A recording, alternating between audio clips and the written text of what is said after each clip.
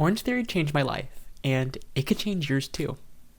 Hey guys, it's Franklin, and welcome back to another YouTube video. If you've seen my last video, you'll know that OrangeTheory has been a huge part of my fat loss journey and has been an integral part of my workout routine. As I've been to over 250 classes, I feel just a little bit qualified to speak on my experience, and hopefully you can see if it's a good fit for you. OrangeTheory is a boutique HIIT-style workout class that combines indoor running, rowing, and strength training on the weight floor. After the founder, Ellen Latham, was fired from her dream job at a high-end spa, she started hosting Pilates workouts out of her home. Refining the exercise routine and incorporating customer feedback and science-backed components into the class structure, she landed on what we know today as OrangeTheory, starting the business in 2010. During the workout, OrangeTheory members wear heart rate monitors like this one on their arms to track their heart rate, in particular to track their heart rate zones. These zones are displayed as different colors on the treadmill and rower monitors, as well as large screens that can be seen throughout the class. The zones can be categorized as the following. The lowest zone is the gray zone, which is being within 50 to 60% of your max heart rate. The green zone is 61 to 70%, blue 71 to 83%, orange 84 to 91, and red 92 to 100%. Your maximum heart rate is initially approximated using your initial weight and age, but as you attend more classes, the max heart rate will adjust. OrangeTheory employs a little bit of gamification with the concept of splat points. The goal is to hit 12 splat points per class, or at least 12 splat points per class, which is the equivalent of 12 minutes in the orange or red zone.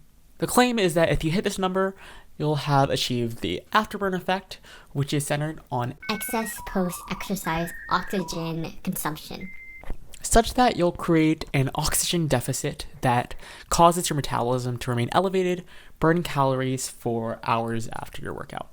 I'm not quite confident that this is fully legit, but I'm sure there are studies to back up these claims. In my humble opinion, I don't think it's really something that you need to strive for necessarily every single class. It is a fun little novelty aspect of the workout that makes it unique, and I do think it's quite fun to be able to see your heart rate throughout the class. In the beginning of my OrangeTheory journey, I was still new to exercising regularly, and my heart rate still wasn't fully adjusted accordingly. So I was getting well over 12 splat points every single class. But as you become more active and regular with your routine, it gets harder to earn points. So it's not really something that I look for a goal every single time. Depending on the class too, if there's less treadmill time or more strength time, you might find it more difficult or even impossible to get 12 splat points. When you're on the treadmill or rower, you're usually at one of three paces. There's the base pace, which is a challenging but doable pace, a push pace, which is a little bit more than that you should be able to hold for 1 to 4 minutes, and then all out is a full-on sprint where you can only hold that pace for up to a minute long. These paces are completely individualized, so you don't necessarily have to be running. You could be a power walker, jogger. I identify as a runner, but when I started out, I was mostly jogging. You do not have to be thinking at all about what you should be doing at a given moment because the coach is always telling you what to do. Whether you should be at your base, push, all out, or walking, whether you should be at a certain incline, and how long you should be doing each thing. On the weight floor, they'll be demoing your exercises, but if you ever get lost or confused, you can always raise your hand and ask the coach to clarify any form, or you can look up at the screen which has example video recordings of each workout.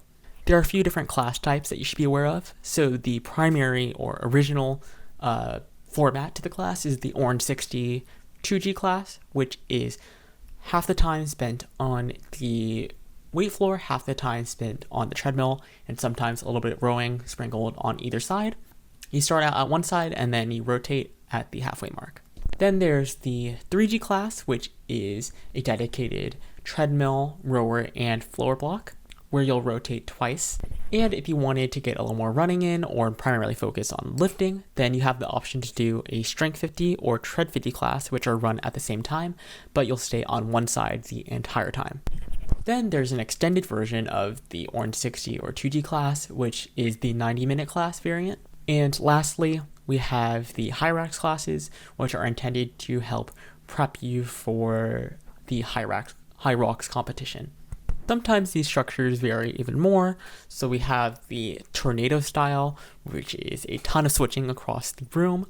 And then there's also switches or run rows where when you're on the tread block, you'll be switching frequently with the rower. Different classes sometimes have certain focuses, so it could be some permutation of an ESP or endurance strength power on the tread that looks like running for longer periods of time for endurance, running with inclines as strength, and power is mostly all out or sprints. Some days are exclusively endurance, some days are exclusively power, but I'm a big fan of when there is some combination of all three. In 2026, they recently added new terminologies which are more specific to the floor aspect of a class. So we have mixed days, focus days, lift more, blended, metabolic blocks, etc. I'm still new to these terms, so I'm not quite familiar with all of them. And also we have themed months now, which we've had a power month, a balance and stability month, as well as a recovery and resilience focus month. Throughout the year, there are sometimes recurring annual events. So we have the Dry Tri, which is OrangeTheory's version of a triathlon. I recently completed this again a few days ago, which is a 2K row, 300 bodyweight exercises, and a 5K on the treadmill.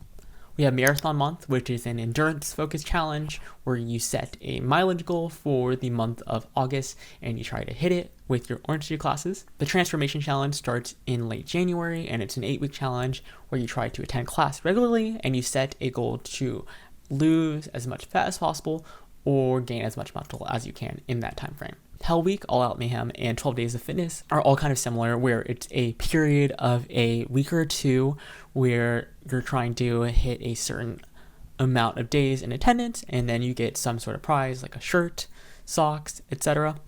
Then we have signature and specialty workouts, where signature workouts typically have a component that can be tracked. So we have the Orange Everest, where you start at OrangeTheory's flat road, which is 1% on incline on the treadmill, and then go all the way up to 15.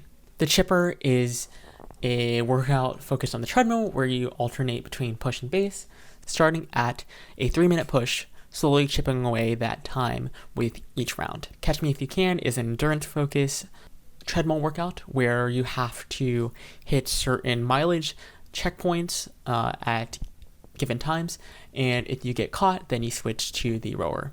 The Inferno is an intense run row workout where you're trying to get as much rowing distance as you can. There are also more simple benchmark days where you're trying to go as fast as possible on the treads for a fixed distance or time. So there's the 1 mile tread benchmark. There's also the 12-minute tread benchmark.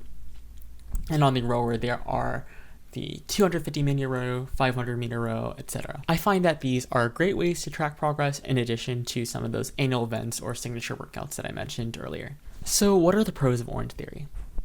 I think the biggest aspect is not having to think about your workout and just showing up. So you don't really have to put a lot of planning or research into it. And it gets rid of some of that decision fatigue that might be intimidating with a traditional lift. I think it also can be incredibly fun to be in a class environment. And you might find that you're the type of person that will push yourself even harder when you're surrounded by people working towards the same goals. I think OrangeTheory has a huge community aspect, both in person and online. Some might call us a cult, but we all are really invested in bettering ourselves. We love talking about the workouts and some of these annual events. I love stalking the OrangeTheory Reddit to see what people are discussing on there or searching for the next workout. I find it's awesome to have built-in ways to track progress. So whether it's benchmarks or signature workouts, it's very easy to quantify and see the metrics for how we've been improving. Orange Theories are also everywhere, so I've been to Orange Theories in Connecticut, other studios in Boston, in New York, and in Nashville. So wherever you go, there usually is an Orange Theory, so that makes it very easy to stay active when you're traveling. Some of the immediate cons I can think of are the cost. It is quite expensive to have a membership, especially an unlimited membership. If you couldn't tell from this video, by the way, another con is all these terms and lingo that you have to learn, which takes some time. I'd say it's also a little gimmicky. I don't know if I fully buy into the afterburn effect, but if you can get past that and not take it too seriously, I think it's totally fine. I also think that some of these events are a little bit of filler or more of a cash grab to just try to get members to show up and attend more. Another con is that classes can get a little repetitive, as there's only so many ways to structure a workout like this. In my opinion, some days are also better than others, but I think that this is sort of the trade-off where you have less control over your workout, but you also don't have to think about it as much. You're also limited to certain class times, and depending on your studio's popularity, you might have to book far in advance. You're also limited to using Orange Theory's heart rate monitor if you want to be able to track your heart rate during the workout and see it on the screens. I think in the past they had supported Apple Watches and potentially third-party heart rate monitors, so I think that adds the cost factor, which is quite annoying. Lastly, I do think that depending on your goals, if you're primarily focused on muscle gain, this might not be for you, or it might be harder to work towards that goal. But if you're working towards fat loss or just general strength and feeling good about yourself, I think that this is a great workout. I think Orange Theory is mainly for the following audience. So it's people who are intimidated by the gym and feel lost otherwise, people searching for a sense of community or structure, anyone wanting to spice up your routine and really enjoys that class environment, people who are more limited on their time and really want a focused 1 hour workout, and anyone that can afford it. I really hope that this video was informative to you and it helped you on your decision on whether or not to commit to Orange Theory. I do think if you're on the fence, you should still go to your intro workout, because attending the class is much more informative than watching a video about it. For me, despite some of the cons, I think Orange Theory is an amazing workout, and it's really provided a lot of structure and made working out really fun for me and made it so that I want to work out every single day.